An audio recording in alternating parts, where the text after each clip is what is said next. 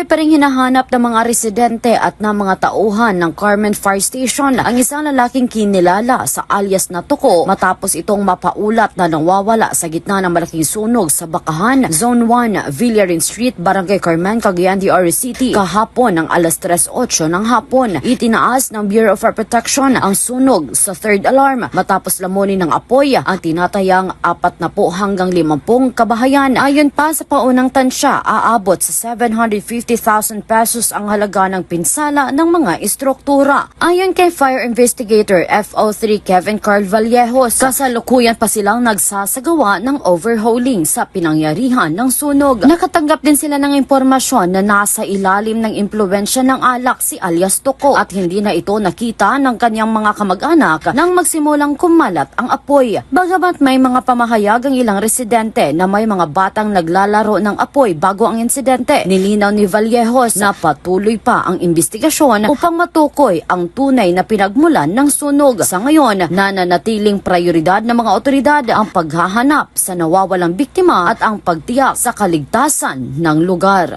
Para sa DTX 500 Morning Newscast, ito si Kaki5 Sai Elguevera para sa Kampiyon na Balita, Serbisyo Publiko at Kasiyahan sa Cagayan de Oro, K5 News FM. Para protektado sa hidana, trangkaso o gubo, mag D3 Bio. Sa D3 Bio, dali kamayo!